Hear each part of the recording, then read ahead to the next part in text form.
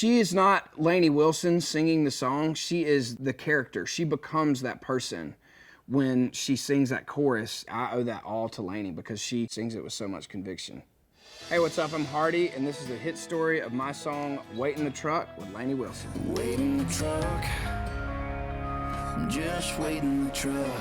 This one is truly like the classic storytelling song. Hunter Phelps and I came up with this idea, and we were just talking essentially about, like, you know, what would happen if our significant other was in some sort of situation similar to this song. And I was like, well, I would pull up to this person's house and, you know, find out where he lives and tell her to wait in the truck. It was just through a conversation, but we both looked at each other and we had that songwriter moment that happens every day in Nashville. We went like a year throwing the idea out to people and nobody ever bid on it. And Hunter and myself and Jordan Schmidt got in the room one day, and it was like, this is so stereotypical, but it was like a rainy day and we had nothing to do that day but sit there and write a song. And so we threw that idea out, and originally we wanted to write it like this tough guy thing, like, oh, you got roughed up at a bar and, like, you know, I'm gonna follow him home with you and then, like, tell you to wait in the truck and just go in there and kick his ass. And we just, for some reason, that just didn't settle right, and we were like, what if we really dug in and wrote a story country song with details and intensity and this and that. And when I say, like, the rest was a blur, like, I truly mean it.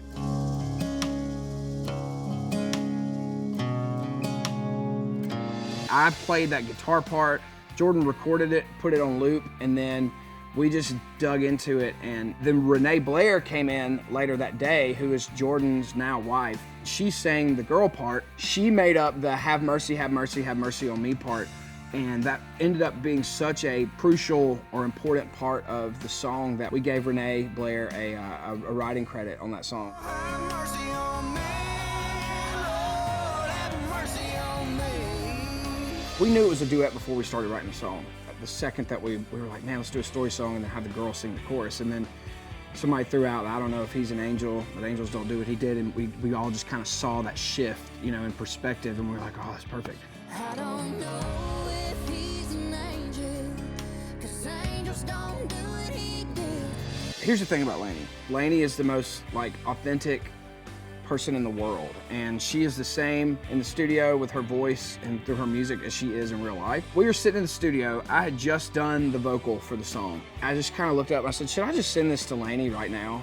And they were like, yes. So I texted her the cut of the song with Renee's vocal on the demo, and I just said, would you do it? And she was actually taking off on a flight, and she was like, oh no, I'm taking off on a flight. It might not download until I get land. So I didn't hear from her for like 3 or 4 hours. And then she replied back and she was like, you know, yes, 100 times yes, or whatever, and the rest is history. I remember Jordan Schmidt sent us the demo that night, and I have never done this before. I was sitting on the couch with she was my girlfriend, and then my wife now, and I listened to it sitting next to Callie, and I just started crying. And I don't know why. It was just so powerful, and I just knew, I was like, man, this song is really gonna help people. It was really cool. It's this song I've been most excited about in my entire career, so I'm very thankful for it. My favorite lyric is the judge line. I never thought my day of justice would come from a judge. But I knew right then I'd never get hit again. A judge serves justice, but a judge, and I'm sure most people know this, but is a type of pistol. And so it was an actual judge, like the gun, the judge, which is a .38 caliber pistol. But that just is like a very layered line that came together. Second favorite is smoking one of his cigarettes, which it was originally it was smoking a cigarette, waiting for the cops to come, and Hunter Phelps was like, no, dude, one of his cigarettes. And I was like, oh my God, it's so good. So I like that line too. I just sat on the porch smoking one of his cigarettes and waited for the cops to come. This is actually a really funny story.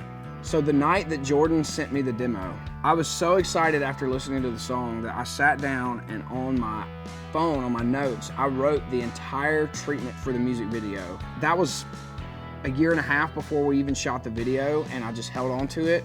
And when it got time to talk about the video, I just copy and pasted and sent it to my manager and Justin Clough, and I said, you know, you guys can take this with a grain of salt, but I wrote this and would be curious if y'all think this is good enough, and they did. It was really cool. The first scene that we shot together was in the courtroom, and her performance was the first thing that I saw, and it was so good that I immediately was like, I've got to be on my A game. So, I mean, it was just a competition thing. She was showing me up already, and she was doing so good that I was like, I had no other choice but to just try as hard as I could to really dig into the character. My favorite part of the video is this sounds so creepy, but probably the murder part. It was just fun. The dude that I shot was super nice, very friendly guy, and he like came up and gave me a hug, and he was like, now look, dude, like, throw me on the ground. He was like, I've heard the song, I want it to be amazing. Like, I want to be brutally murdered. And I was like, okay. People have really dug into it, and it just seems to be like they really dig it, and the song is done really well for me. It tells a story that hasn't been told a lot on country radio in a long time. My favorite comment that I see a lot is like, man, I wish I would have had somebody like this guy come around, because I was in this abusive relationship for 10 years. And that just makes me feel like we did our job as writers that day, and as somebody that I really want to write songs purely to make people feel something and to help people. It means a lot to see that kind of response from this song.